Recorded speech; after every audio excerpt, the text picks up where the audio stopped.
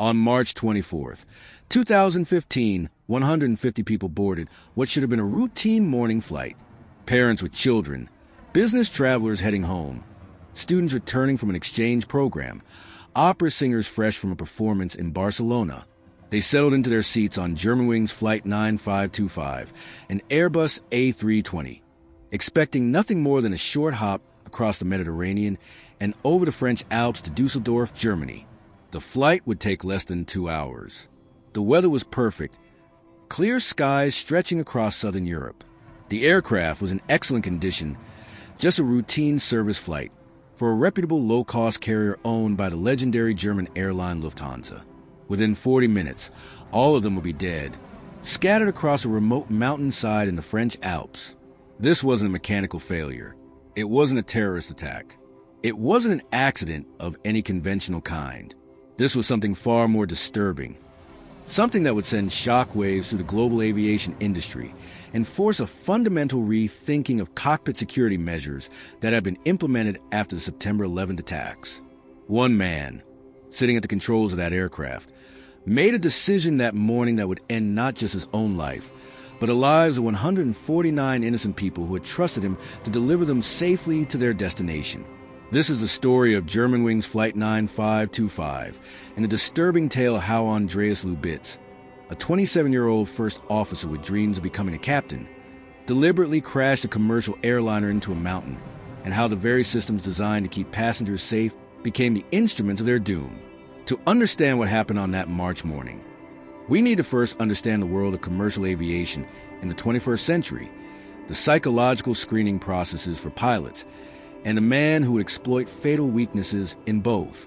Commercial aviation in the early 21st century had become one of the safest forms of transportation ever devised by humanity. Decades of incremental safety improvements, increasingly sophisticated technology, rigorous pilot training programs, and lessons learned from every accident had created an industry with an enviable safety record. Fatal accidents have become extraordinarily rare, especially in Europe and North America, where regulatory oversight was stringent and airlines were well-funded. For passengers boarding planes in the 2010s, the statistical risk of dying in a commercial airline crash was vanishingly small, far less than the risk of driving to the airport. Yet for all its safety achievements, the industry had been fundamentally transformed by the terrorist attacks of September 11, 2001. On that terrible day, 19 hijackers seized control of 4 commercial airliners in the United States and turned them into weapons, crashing 2 into the World Trade Center towers in New York, 1 into the Pentagon, and 1 into a field in Pennsylvania after passengers fought back. Nearly 3,000 people died, and the world watched in horror as the towers collapsed. The response was swift and comprehensive.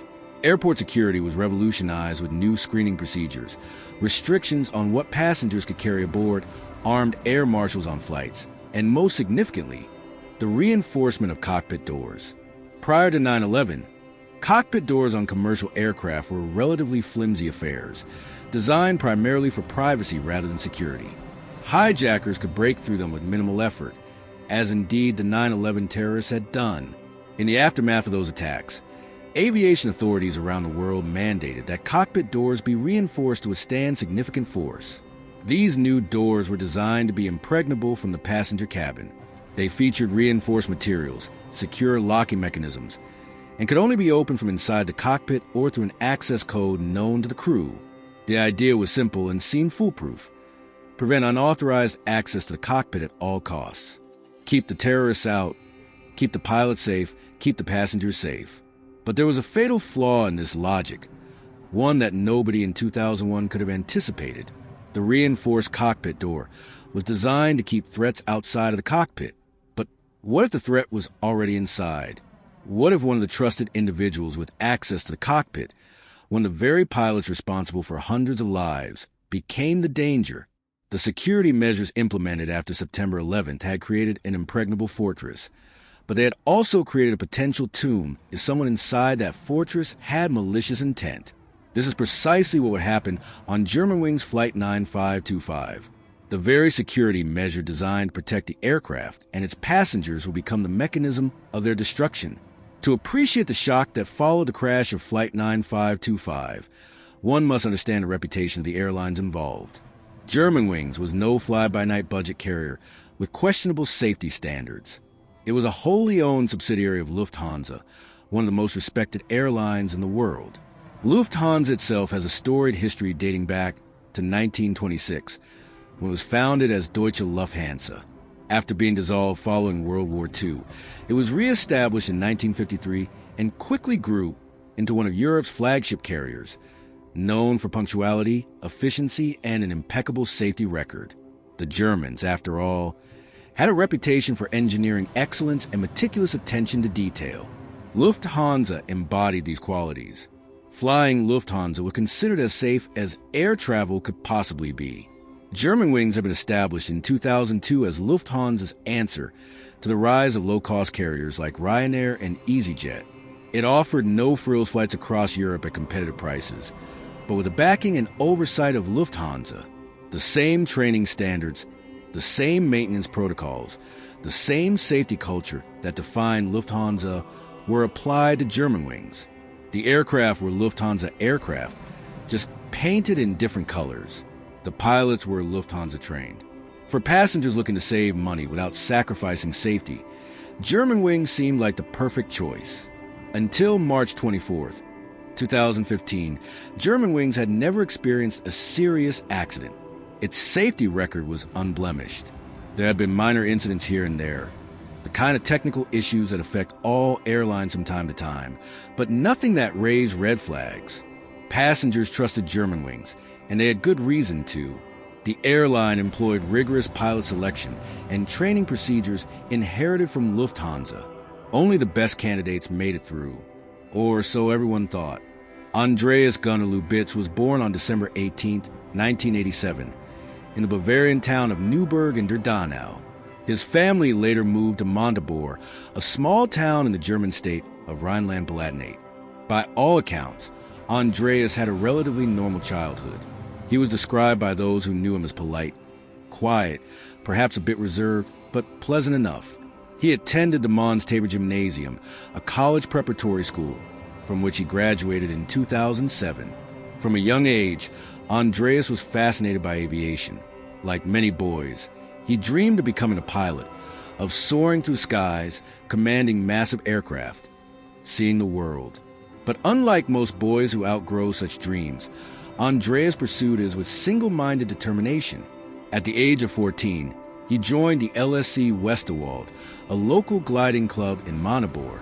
There, amid the rolling hills of the Westerwald region, he learned to fly gliders, those elegant, engine-less aircraft that rely on thermals and updrafts to stay aloft.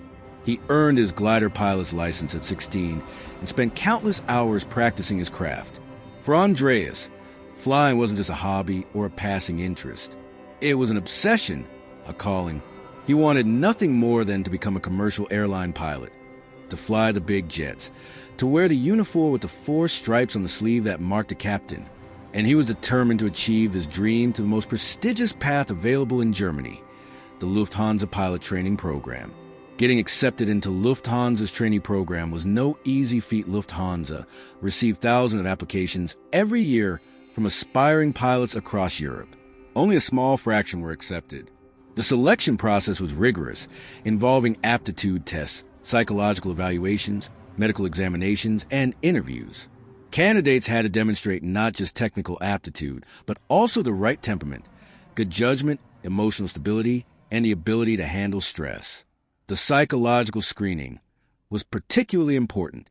Lufthansa knew that pilots would face high-pressure situations, long hours, time away from family, irregular schedules, and the enormous responsibility of hundreds of lives in their hands. They needed individuals who could handle all of this without cracking. Andreas Lubitz passed all these tests. In 2008, after finishing high school, he was accepted into Lufthansa's prestigious pilot training program and enrolled at the Lufthansa Flight Training School in Bremen, Germany. It seemed like his dream was coming true. Everything he had worked for, all those hours in gliders, all that dedication, was paying off. He was on his way to becoming an airline pilot.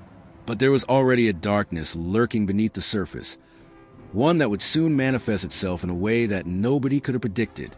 just 2 months into his training at Bremen. In November 2008, Andreas Lubitz abruptly suspended his pilot training and checked himself into a hospital. The reason? A severe episode of depression. Depression is a complex and often misunderstood mental illness. It's not simply feeling sad or going through a rough patch. Clinical depression involves persistent feelings of hopelessness, loss of interest in activities, changes in sleep and appetite, difficulty concentrating, and in severe cases, suicidal thoughts. It's a medical condition that affects brain chemistry and can be triggered by genetic factors, environmental stress, or sometimes appear with no obvious cause. For someone in Andreas's position, dealing with depression must have been terrifying. He was 20 years old, finally living his dream of becoming a pilot, and suddenly his mind was betraying him. He was hospitalized and received psychiatric treatment. More ominously, according to later investigations, he underwent psychotherapy for an extended period and exhibited noted suicidal tendencies. These are clinical terms that mental health professionals use to indicate someone who has not just thought about suicide in a vague way, but has actively considered it, perhaps even planned it. This should have been the end of Andreas Lubitz's aviation career, before it really began. Under aviation regulations, a history of suicidal ideation is considered highly disqualifying for pilot certification. The reasoning is obvious. You cannot entrust the lives of hundreds of people to someone who has expressed a desire to end their own life. The risk, however small, is simply unacceptable. But here's where things get complicated. Medical confidentiality laws in Germany, as in most countries, are very strict. Mental health records are particularly protected. A psychiatrist or psychologist cannot simply call up an airline and say, "This trainee of yours is suicidal and shouldn't be flying." That would be a serious violation of patient confidentiality and could result in the loss of the doctor's medical license. The system relies on the patient themselves to disclose relevant medical information to their employer or licensing authority. Andreas, faced with the prospect of losing his dream career before it had even begun, made a choice. After receiving treatment and apparently recovering from his depressive episode, he obtained a letter from his psychiatrist stating that he was completely recovered. He presented this to Lufthansa, and after reviewing his case, they allowed him to return to training in August 2009. There's no evidence that Andreas explicitly lied about his suicidal thoughts, but there's also no evidence that he was fully transparent about the severity of his condition.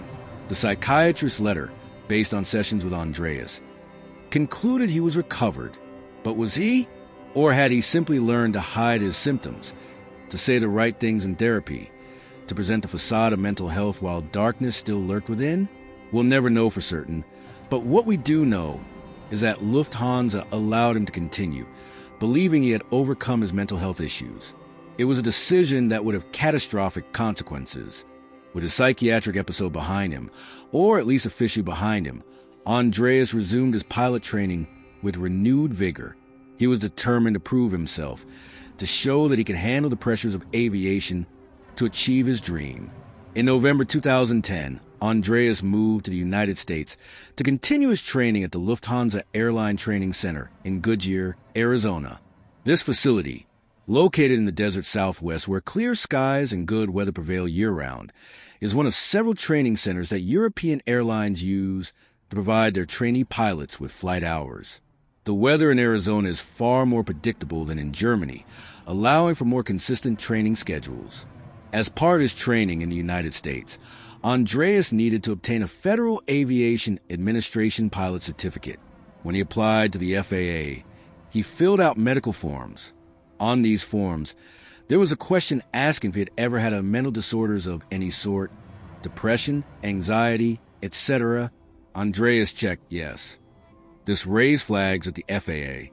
Under U.S. regulations, a history of depression can disqualify someone from obtaining a pilot's medical certificate, especially if it involved hospitalization or medication.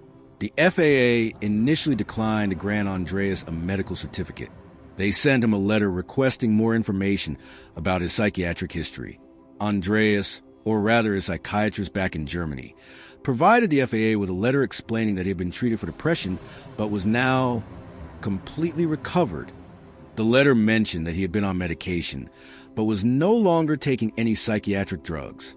After reviewing this documentation, the FAA apparently decided to grant Andreas his medical certificate, allowing him to continue training in Arizona. This decision by the FAA would later be scrutinized and criticized.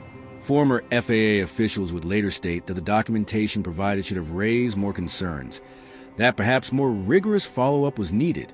But at the time, the FAA apparently believed that Andreas' depression was in the past and that he was fit to fly. Andreas completed his training in Arizona and returned to Germany. Because Lufthansa had more trainee pilots than immediate job openings, there was a waiting period before he could begin flying as a first officer. During this period, from June 2011 to December 2013, Andreas worked as a flight attendant for Lufthansa. This is not uncommon. Many pilot trainees work as cabin crew while waiting for a pilot position to open up. It keeps them connected to aviation, allows them to earn money, and helps them understand the full scope of airline operations. Finally, in September 2013, Andreas Lubitz achieved his goal. He was hired as a first officer for Germanwings, flying Airbus A320 aircraft. A first officer, also known as a co-pilot, sits in the right-hand seat of the cockpit and assists the captain, while the captain is a pilot in command and has final authority. The first officer is fully qualified to fly the aircraft and takes turns with the captain in actually controlling the plane during flights. It's a position of significant responsibility, a stepping stone to eventually becoming a captain. For Andreas, this was a culmination of years of work. He had overcome his mental health crisis, completed his training, and was now a commercial airline pilot for a respected carrier. He posted photos on social media of himself in uniform. He told friends he was living his dream. Members of the gliding club back in Montabor, where he had learned to fly, were proud of him. Over the next 18 months, Andreas accumulated 630 flight hours, a respectable total for a relatively new first officer. By all outward appearances, he was a competent pilot, well-liked by colleagues, punctual and professional.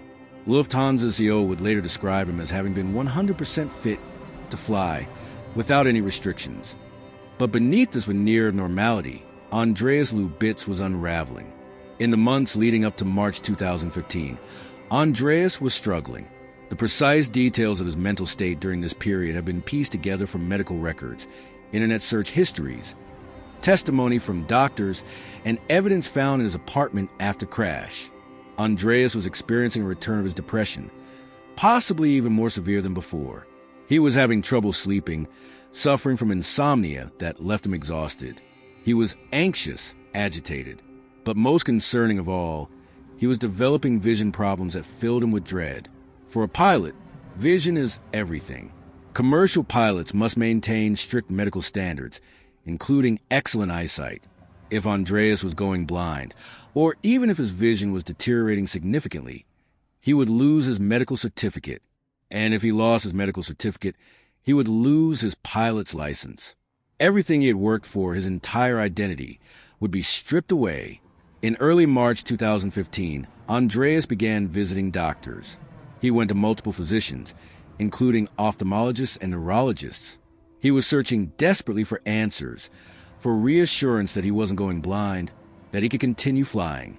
The doctors ran tests but couldn't find any organic cause for his vision problems. Some suspected they might be psychosomatic, a manifestation of severe anxiety or depression, rather than actual eye disease. On March 10, 2015, just 2 weeks before the crash, Andreas visited a neuropsychologist. This doctor concluded that Andreas was suffering from possible psychosis and recommended psychiatric hospitalization. This was an extremely serious diagnosis. Psychosis involves a disconnect from reality, which can include delusions or hallucinations. For obvious reasons, someone experiencing psychotic symptoms should absolutely not be flying aircraft. The doctor wrote Andreas a sick leave note, declaring him unfit for work and recommending that he not fly. Andreas took the note and threw it in the trash. Under German medical confidentiality laws, this doctor could not contact Germanwings to inform them of Andreas' condition. The only way Germanwings would know that their pilot had been declared medically unfit was if Andreas himself reported it. He was required by his employment contract to forward any medical sick leave notices to his employer. But Andreas didn't do this. he continued reporting for duty. Over the next 2 weeks, Andreas visited several more doctors. Each time, he was given sick leave notes declaring him temporarily unfit to work. And each time, he threw the notes away in his apartment. Investigators would later find torn-up sick notes, including one from March 24th, the day of the crash. Why didn't Andreas report his medical issues to his airline? The answer seems clear. He was terrified of losing his pilot's license. If Germanwings found out he was experiencing severe psychiatric problems, they would ground him immediately. His medical certificate would be revoked. His career would be over. For someone who had devoted his entire adult life to becoming a pilot, who had overcome depression once before to achieve his dream, the prospect of having it all taken away was unbearable. But Andreas wasn't just worried about his career. In early March 2015, his internet search history showed a disturbing pattern. He was searching for information about suicide methods. He was looking up how cockpit doors worked, their security features. He was researching previous cases of pilot suicide. He was, in effect, planning. The signs were all there, scattered across multiple doctors' offices, hidden in a browser history, torn up in a trash can. But nobody connected the dots. Nobody knew the full picture of what Andreas Lubitz was contemplating. And the systems in place, designed to protect patient confidentiality and trust, prevented any single person from seeing complete danger. On the morning of March 24th, 2015, Andreas Lubitz woke up, put on his pilot's uniform, and went to work. Barcelona El Prat Airport was bustling on the morning of March 24th. It was a beautiful spring day in Spain, sunny and warm. The airport was filled with travelers, vacationers heading home, business people catching flights, students finishing exchange programs. Gate assignments were announced, boarding passes were scanned, carry-on bags were stuffed into overhead bins. At Gate B42, passengers were boarding Germanwings Flight 4U9525, scheduled to depart at 9:35 a.m. Central European Time. The flight would take them north over the Mediterranean Sea, across southern France, and into Germany, landing at Dusseldorf Airport around 11 a.m. Flight time was approximately 1 hour and 40 minutes. It was such a routine flight that it barely merited attention from the aviation press or flight tracking enthusiasts. Just another morning shuttle in the European short-haul market. The aircraft was an Airbus A320-211 registration DIPX. This particular plane was 24 years old, having first entered service in 1991, but it was in excellent mechanical condition. The A320 is one of the most successful commercial aircraft ever built, with thousands in service around the world. It's known for being reliable, efficient, and safe. This particular aircraft had no significant defects in its maintenance log, just minor cosmetic issues that posed no safety concerns. 144 passengers boarded that morning. They came from 18 different countries, representing the diversity of modern Europe. There were Germans heading home, Spanish travelers visiting Germany, tourists from various nations. Among them were 2 opera singers, bass baritone Oleg Berzak and contralto Maria Radner, both performing with the Deutsche Oper am Rhein in Dusseldorf. They had just finished performances of Wagner's Siegfried in Barcelona and were returning home. The most tragic group aboard were 16 students and 2 teachers from Joseph Koenig Gymnasium, a high school in the small German town of Halton am See. They had been on a week-long exchange program in Barcelona, staying with Spanish host families, practicing their Spanish, seeing the sights. They were excited to get home and tell their families about their adventures. The students ranged in age from 15 to 17. They had their whole lives ahead of them. In addition to passengers, there were 6 crew members, for flight attendants responsible for passenger service and safety, and 2 pilots in the cockpit. The captain was Patrick Sondenheimer, 34 years old, a moderately experienced pilot with about 6,000 flight hours over a 10-year career. By all accounts, Patrick was a competent, professional pilot, exactly the kind of person you want in command of your aircraft. He was married with 2 young children. The first officer, sitting in the right-hand seat, was Andreas Lubitz, 27 years old, with just 630 flight hours. He was still relatively new to commercial aviation, but he was Lufthansa trained, certified, and according to all official records, fit to fly. Flight 9525 was running about 26 minutes behind schedule due to a slight delay in Barcelona. Finally, at 10:01 a.m., the Airbus A320 pushed back from the gate, taxied to runway 07R, and took off, climbing into the clear morning sky. Air traffic control cleared them to climb to 38,000 feet, their assigned cruising altitude. The flight path would take them northeast over the Mediterranean, cross the French coast near Toulon, then continue north over the Rhone Valley, and eventually the Alps before descending into Dusseldorf. For the first half hour of the flight, everything was completely routine. The passengers settled in, some reading, some napping, some chatting with travel companions. The flight attendants prepared for drink service. In the cockpit, the two pilots went through their normal procedures, following checklists, monitoring instruments, communicating with air traffic control. At 10:27 a.m., the aircraft reached its cruising altitude of 38,000 feet. It was a beautiful day for flying. Visibility was perfect. The Alps stretched out below them, majestic and serene. Everything was normal, and then 3 minutes later, something changed. At 10:30 a.m., Flight 9525 made its routine check-in with French air traffic control. The pilots confirmed they were at their assigned altitude of 38,000 feet. The transmission was completely normal. There was nothing in the voices of either pilot to suggest anything was wrong. 1 minute later, at 10:31 a.m., Captain Sonnenheimer apparently decided to use a lavatory. This is completely normal on a flight of this length.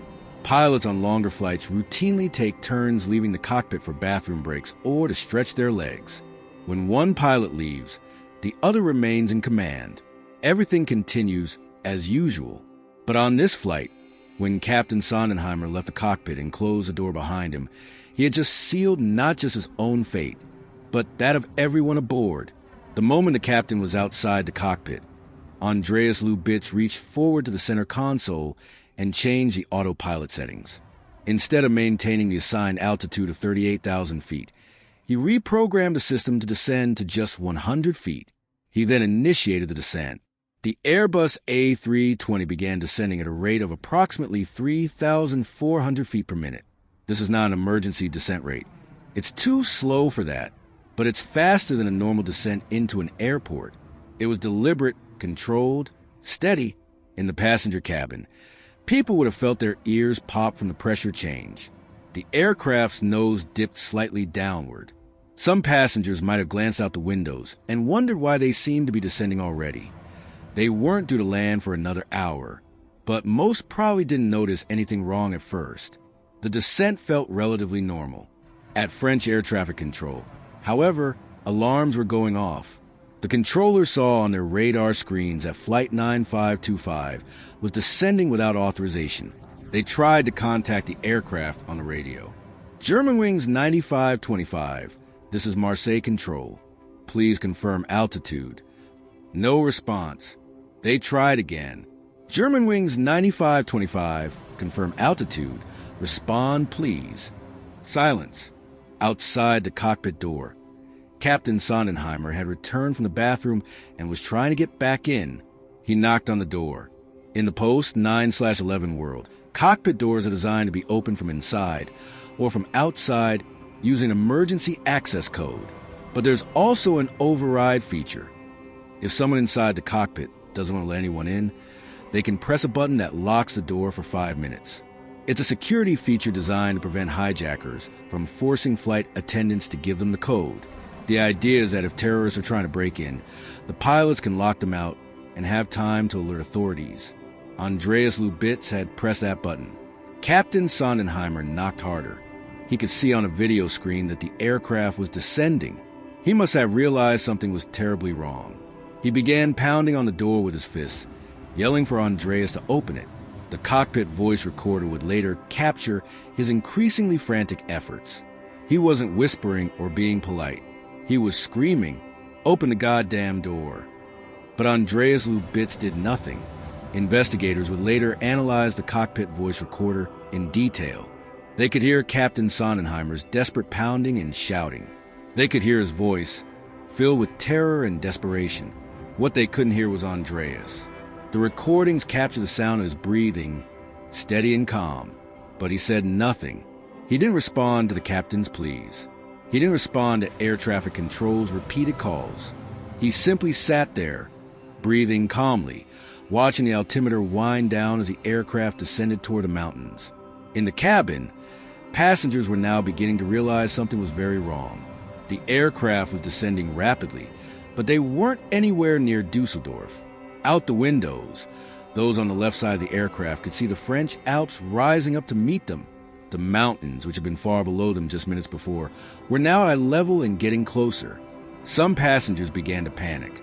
Flight attendants rushed forward toward the cockpit, trying to help Captain Sondenheimer break down the door. The captain himself was hitting the door with such force that the sounds were clearly audible on the cockpit voice recorder. He may have tried to use an axe or fire extinguisher as a battering ram, but the door had been specifically designed to withstand exactly this kind of attack. It was reinforced after September 11th to prevent terrorists from breaking in. Now it was preventing the legitimate captain from saving his aircraft. For Captain Sondenheimer, those final minutes must have been absolutely nightmarish. He was a commander of this aircraft, responsible for 150 lives, and he was locked out of his own cockpit while his co-pilot flew everyone to their deaths. He could see it happening on the video monitor outside the door. He could calculate in his mind exactly what was unfolding. He was a pilot. He knew the terrain. He knew the aircraft descent rate. He knew there was no time to get back in, and he was completely powerless to stop it. French air traffic controllers, watching their radar screens, declared an emergency. They could see the aircraft losing altitude rapidly with no response to their calls. They alerted emergency services. Rescue helicopters were scrambled, but everyone watching knew that if the aircraft continued its current trajectory, it was going to hit the mountains. Inside the cockpit, Andreas Lubitsch reached forward one more time and adjusted the autopilot. He slightly increased the rate of descent. At 10:41 a.m., after exactly 10 minutes of descent, Germanwings Flight 9525 crashed into a remote mountainside near the commune of Prades-Haute-Beaune in the Alpes de Haute province region of France. The aircraft impacted at high speed, approximately 400 knots. The Airbus A320 essentially disintegrated on impact. The largest pieces of wreckage were no bigger than a car. Most fragments were the size of a suitcase or smaller. All 150 people aboard were killed instantly. There were no survivors. The crash site was so remote and the terrain so rugged that it took rescue workers hours to reach it. When they finally did, they were confronted with a scene of utter devastation spread across the mountainside. In the immediate aftermath of the crash, nobody knew what had happened. Initial reports suggested some kind of catastrophic mechanical failure, or perhaps a mid-air collision, though there were no other aircraft in the vicinity. The French Bureau of Inquiry and Analysis for Civil Aviation Safety, known by its French acronym BEA, immediately launched an investigation. They were joined by German investigators and representatives from Airbus and Germanwings. The crash site was incredibly difficult to access. It was on a mountainside at an altitude of about 5,000 feet, in terrain that was rocky, steep, and remote. There were no roads nearby. Everything had to be brought in by helicopter. Investigators had to be lowered down on cables to reach the wreckage. The debris field covered a large area, with pieces of the aircraft scattered across the slope. One of the first priorities in any crash investigation is to find the flight recorders, commonly called black boxes. Modern airliners carry two: the flight data recorder, which logs hundreds of parameters like altitude, airspeed, control inputs, and system status, and the cockpit voice recorder, which records everything said in the cockpit as well as other sounds. On March 25th, the day after the crash, French investigators found the cockpit voice recorder. It was damaged but intact. They rushed it to Paris for analysis. What they heard on that recording would shock the world. The cockpit voice recorder told the entire story. It captured the normal conversation between the two pilots during the first part of the flight. It recorded Captain Sondenheimer leaving the cockpit. It recorded the sound of the cockpit door closing. Then it recorded silence for a moment, followed by the sound of the autopilot being reprogrammed. Then it recorded Captain Sonnenheimer's increasingly desperate efforts to get back into the cockpit. First knocking politely, then pounding, then screaming, then apparently trying to break down the door. And through it all, investigators could hear Andreas Lubitz's breathing. Steady, calm, but nothing else. No alarms in his voice, no cries for help, no explanation of what was happening. No communication with air traffic control. Just breathing and the sound of the altimeter decreasing, and in the background, the captain screaming to be let in. On March 26th, 2 days after crash, the Marseille prosecutor Bryce Robin held a press conference. His announcement stunned the world. The intention was to destroy the aircraft. Death was instant. The co-pilot, Andreas Lubitz, was alone in the cockpit. He refused to open the door. He deliberately initiated the descent of the aircraft. Robin was careful with his words. He didn't use the term suicide because that didn't capture the full horror of what happened. This wasn't just suicide. It was mass murder. Andreas Lubitz hadn't just taken his own life. He had deliberately ended 149 other lives along with his. The revelation sent shockwaves through the aviation industry. A pilot deliberately crashing an aircraft was every airline's worst nightmare. It was so rare that many people had assumed it was effectively impossible in the modern era with all the safeguards in place. But it had happened, and it had happened on a respected European carrier with a sterling safety record. Investigators immediately began digging into Andreas Lubitz's background, his medical history, his personal life, searching for any clue that might explain why he did what he did. They raided his apartment in Dusseldorf and his parents' home in Montabaur. What they found was deeply disturbing. They discovered torn-up sick notes from doctors declaring him unfit to work, including one for the very day of the crash. They found medication prescribed for psychological issues. They found evidence of his internet searches in the weeks before the crash. Searches for suicide methods, searches about cockpit door mechanisms, searches for information about previous pilot suicides. They interviewed his doctors, who were now legally permitted to speak given that their patient was dead, and the circumstances involved a major criminal investigation. The doctors revealed that Andreas had been struggling with severe depression, anxiety, possible psychosis, and fears about going blind. Multiple doctors had declared him medically unfit to fly and had given him sick notes. But Andreas had concealed all of this from his employer. The deeper investigators dug, the more the picture came into focus. Andreas Lubitz was a troubled man who had been living in fear that his medical issues would end his flying career. Rather than face that prospect, rather than lose the identity he had built around being a pilot, he decided to end his life. But he didn't want to die alone. In his disturbed state of mind, he decided to take 149 innocent people with him. Some psychiatrists and psychologists who later analyzed the case suggested that Andreas may have been the grip of a psychotic episode on the day of the crash, potentially experiencing delusions or a profound break from reality. Others argued that his actions were too calculated, too deliberate to be the product of psychosis alone. The internet searches showed planning. The fact that he waited until the captain left the cockpit showed opportunism. The steady, calm breathing on the cockpit voice recorder suggested someone who was in control of their actions, however deranged those actions were. We'll never truly know what was going through Andreas Lubitz's mind in those final minutes. Did he feel remorse? Did he have second thoughts? Was he even fully aware of the magnitude of what he was doing? The cockpit voice recorder captured his breathing, but not his thoughts. What we do know is that he had multiple opportunities to stop. He could have responded to the captain's pleas. He could have opened the door. He could have pulled up from the descent at any point. He chose not to. The flight data recorder, which was found several days later, confirmed everything the cockpit voice recorder had suggested. The data showed that the descent was deliberate and controlled. The autopilot had been manually reprogrammed.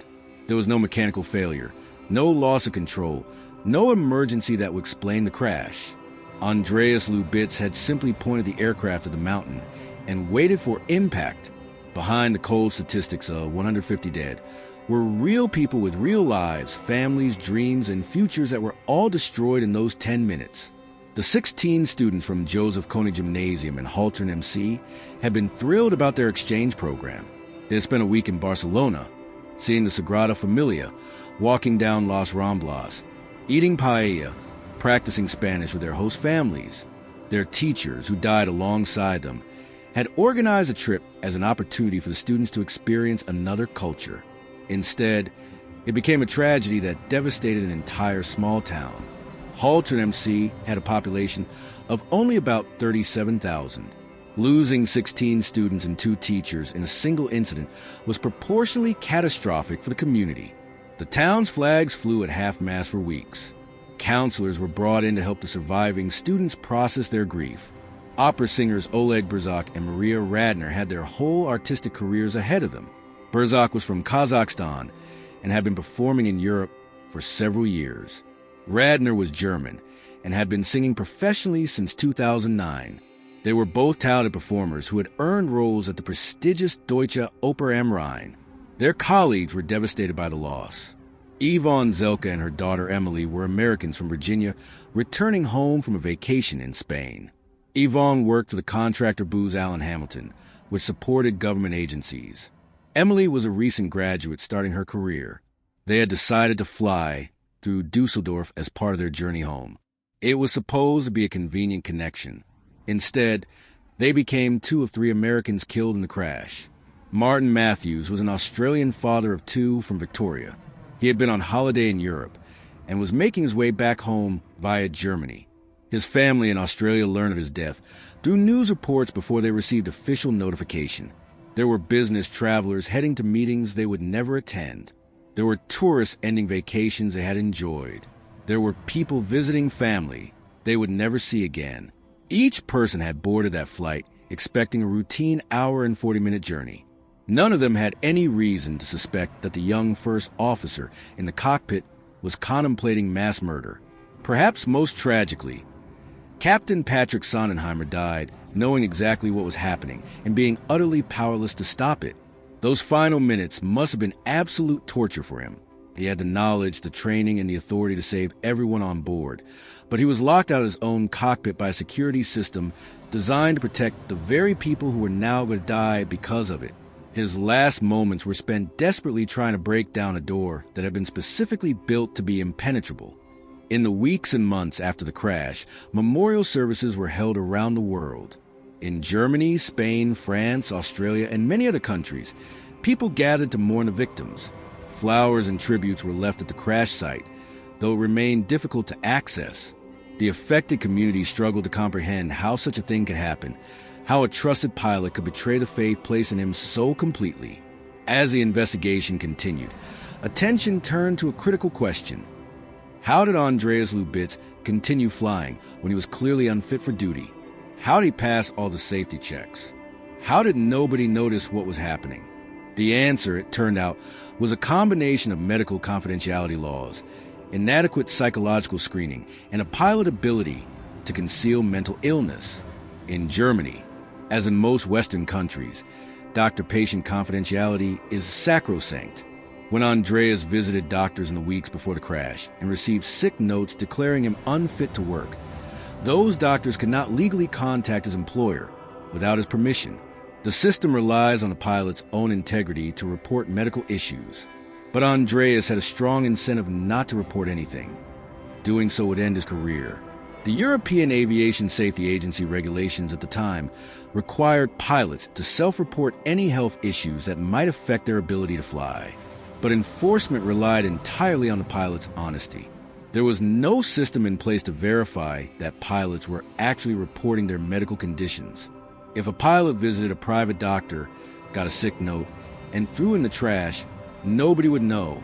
The psychological screening that Andreas underwent when he first applied to Lufthansa's training program in 2008 had apparently missed the warning signs of his depression, or perhaps his depression had not yet manifested at that point, when he suspended his training in November 2008 for psychiatric treatment. He was later allowed to return after presenting documentation showing he had recovered. There was no requirement for ongoing psychological monitoring after that point. Aviation medical examiners who certified pilots as fit to fly typically focus on physical health, vision, hearing, cardiovascular health, and so on. Mental health was assessed primarily through questionnaires where pilots self-reported any issues. If a pilot lied on those questionnaires, or simply didn't mention a mental health problem, there was no way to catch it unless the issue became so severe that it affected the pilot's job performance in observable ways. In Andreas's case, he apparently functioned well enough in the cockpit that none of his fellow pilots noticed anything wrong. He showed up on time, followed procedures, communicated normally. Whatever turmoil was happening inside his mind, he kept it hidden at work. His colleagues would later express shock that he had been capable of such an act. They said they had never seen any warning signs, any erratic behavior, any indication that he was struggling. This raised uncomfortable questions for the aviation industry. If a pilot is determined to hide mental illness, and if doctors are bound by confidentiality laws not to report their patients' conditions, how can airlines prevent something like Germanwings 9525 from happening again? The investigation also revealed that Andreas had been declared unfit by doctors in the United States when he was training there in 2010 to 2011, but had somehow obtained his FAA medical certificate anyway. The documentation he provided convinced U.S. authorities that his depression was resolved, even though in hindsight the warning signs were there. Furthermore, because medical records in Germany are decentralized and protected by strict privacy laws, there was no central database where all of Andreas's medical visits and sick notes would be compiled. He could see multiple doctors at different clinics, and none of them would necessarily know about the others. He was doctor shopping, looking for someone who would tell him what he wanted to hear, or at least not ground him permanently. The regulatory system had failed. The medical system had failed. And 150 people paid the price. The Germanwings crash forced the aviation industry to confront uncomfortable truths about pilot mental health and cockpit security. The systems in place have been designed to address external threats: terrorists, hijackers, mechanical failures. Nobody had adequately prepared for the threat of a suicidal pilot. Within days of the crash, airlines around the world began implementing emergency measures.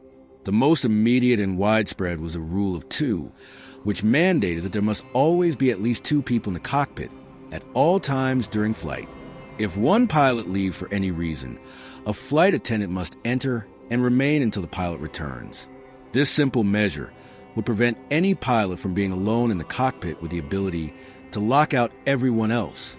The rule of two had actually already been standard practice at many airlines, particularly in the United States, but it was not universal in Europe. After Germanwings 9525, it became mandatory across most of the world's aviation authorities within a matter of weeks.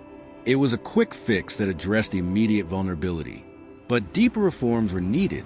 The European Aviation Safety Agency and other regulatory bodies began reviewing their protocols for pilot mental health screening and monitoring. There were calls for more frequent and rigorous psychological evaluations for pilots, not just at the beginning of their careers, but throughout. Better systems for sharing medical information between doctors and airlines while respecting privacy rights. Peer support programs where pilots could confidentially discuss mental health issues without fear of losing their licenses. Changes to how pilot medical certificates are issued with more focus on psychological fitness. Research into better methods of detecting pilots who might be at risk of suicidal or violent behavior. Some of these reforms have been implemented.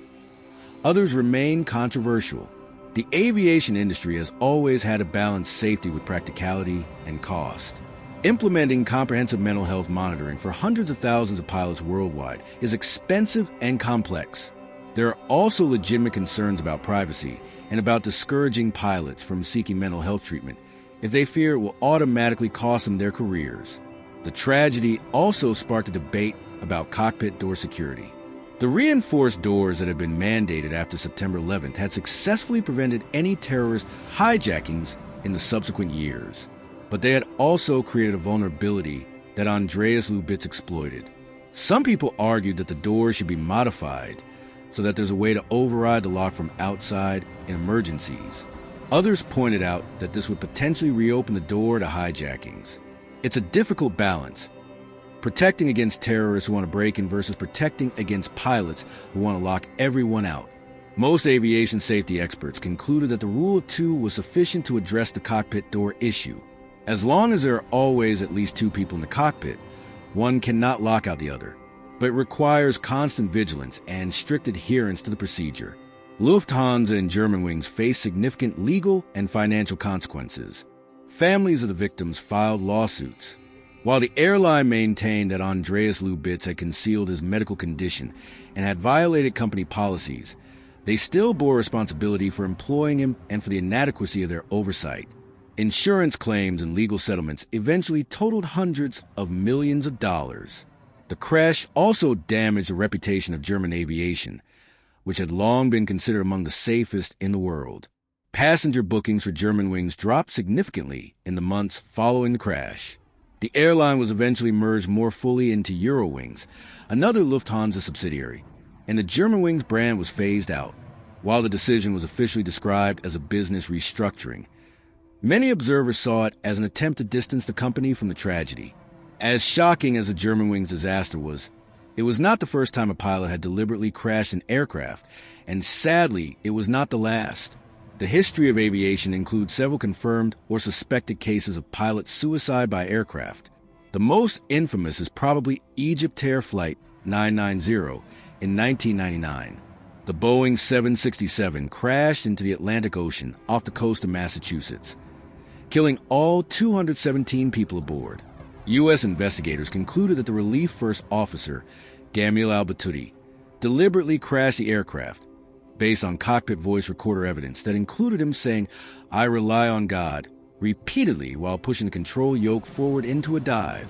Egyptian authorities disputed this finding, claiming it was mechanical failure, but the evidence strongly suggested deliberate action. In 1997, Silk Air Flight 185 crashed in Indonesia, killing 104 people. The investigation suggested that the captain may have deliberately crashed the aircraft, though this was never conclusively proven and remains controversial. More recently, Malaysia Airlines Flight 370 disappeared in 2014 with 239 people aboard.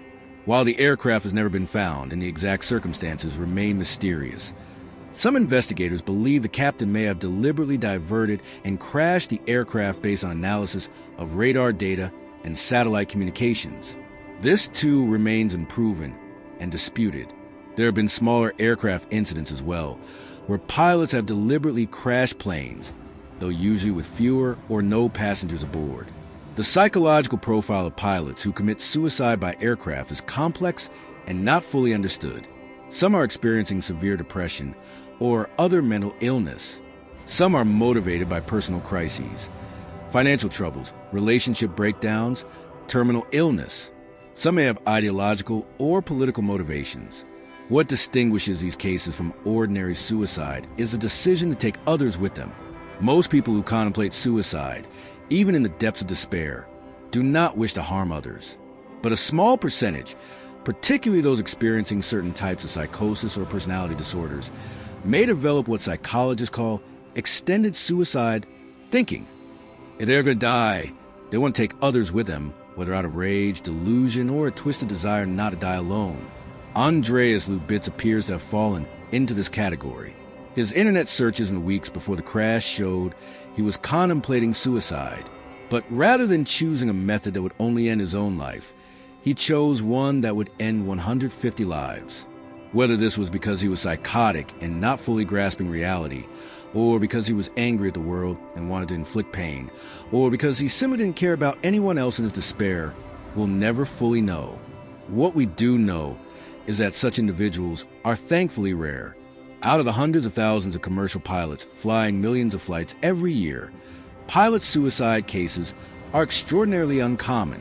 But even one is too many, and the aviation industry continues to grapple with how to identify and help troubled pilots before they reach a breaking point. Nearly a decade after the crash, Germanwings Flight 9525 remains one of the most disturbing aviation disasters in history. Not because of the death toll, though that was tragic enough, but because of the nature of the act. Passengers board aircraft with a fundamental trust that the people flying the plane will do their utmost to deliver them safely. That trust was violated in the most horrific way possible. The crash exposed critical vulnerabilities in aviation safety systems. It showed that technology and regulations designed to prevent one type of threat can inadvertently enable another, The reinforced cockpit doors that protected against terrorists became a weapon in the hands of a suicidal pilot. The medical confidentiality laws that protect patients' privacy prevented doctors from warning airlines about an unfit pilot. These are not easy problems to solve. We cannot eliminate cockpit doors. They serve an important security function. We cannot completely disregard medical privacy. It's a fundamental right, and abandoning it would discourage pilots from seeking necessary mental health treatment. Finding the right balance requires nuance, wisdom, and ongoing refinement of policies. The crash also highlighted the importance of mental health support for pilots. Flying commercial aircraft is a demanding profession. Pilots work irregular hours, spend long periods away from home, deal with the stress of being responsible for hundreds of lives, face career uncertainty in an industry prone to economic turbulence, and must maintain extremely high standards of performance. All of this can take a toll on mental health.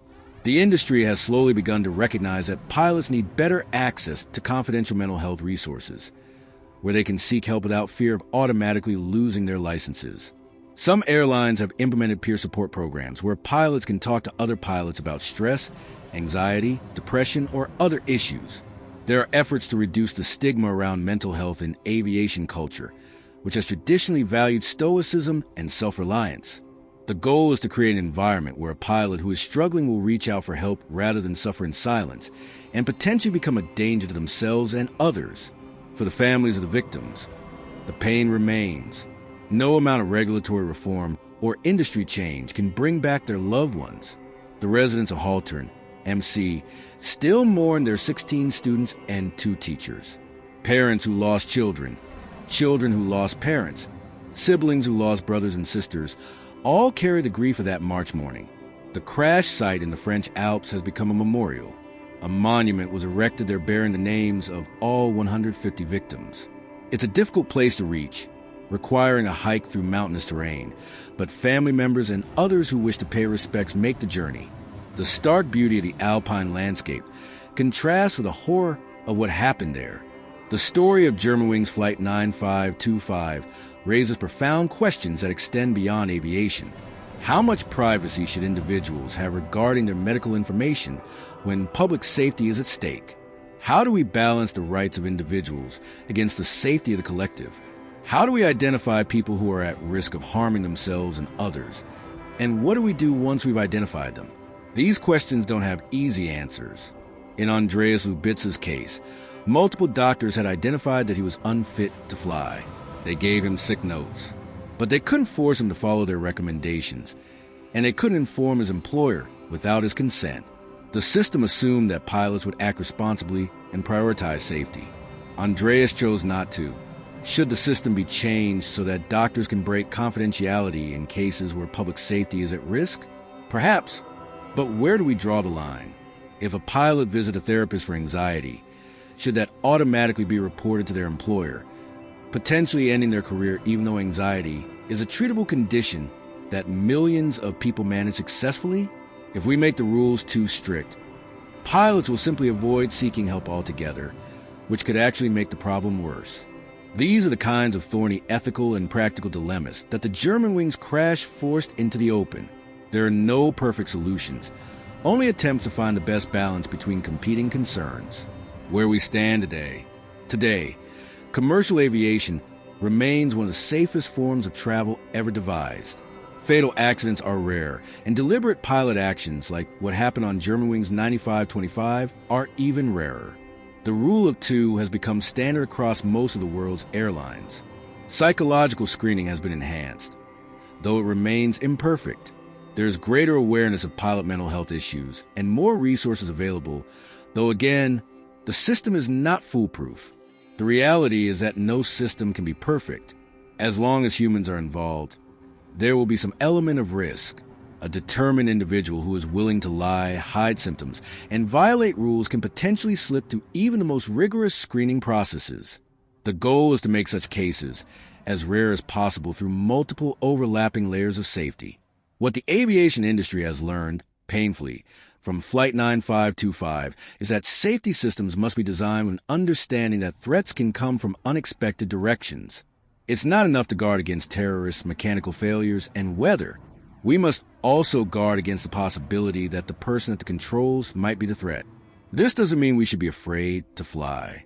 It means that airlines, regulators, and the medical community must remain vigilant, must continue to improve their procedures, and must never become complacent about safety. The moment we assume we've solved all the problems is the moment we become vulnerable to the next tragedy. At its core, the story of Germanwings Flight 9525 is a human story.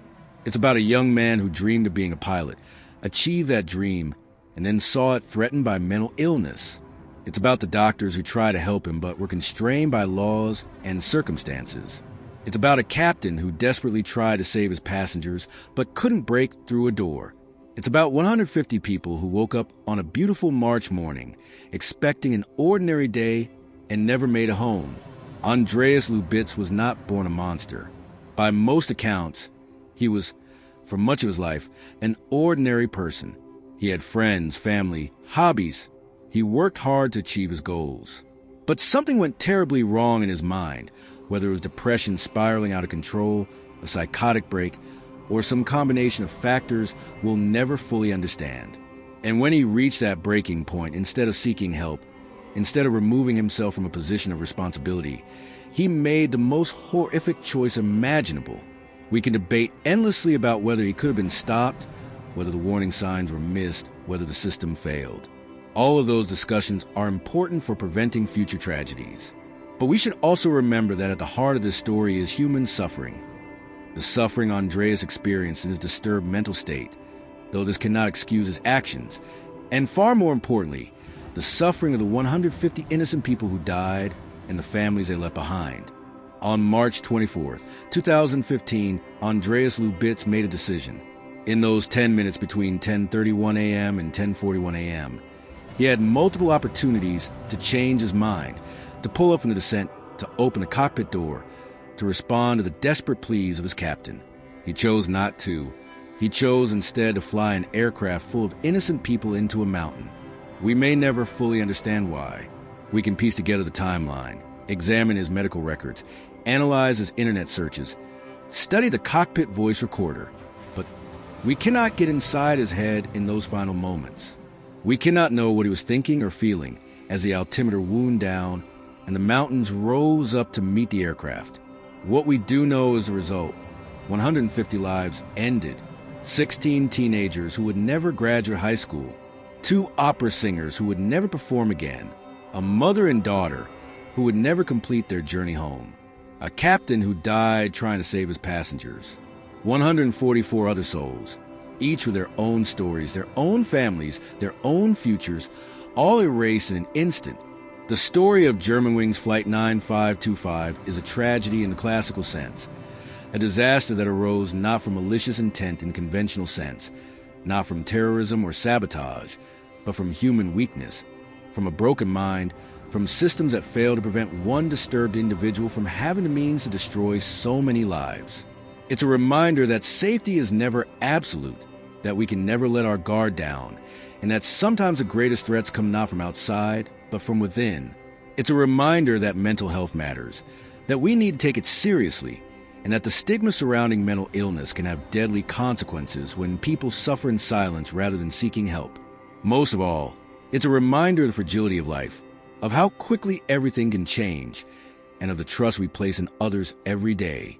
When we board an aircraft, we trust the pilots, the mechanics, the air traffic controllers, the regulators, the whole complex system that makes modern aviation possible. Almost always, that trust is warranted. The men and women who work in aviation are professionals who take their responsibilities seriously and work hard to keep us safe. But on March 24th, 2015, that trust was betrayed in the most terrible way, and the world learned that sometimes one man, in one moment of madness or despair, can cause the fall of not just an aircraft, but of all the hopes and dreams of everyone aboard. What do you think about the Germanwings disaster? Should airlines have more power to monitor pilots' medical conditions, or would that violate important privacy rights?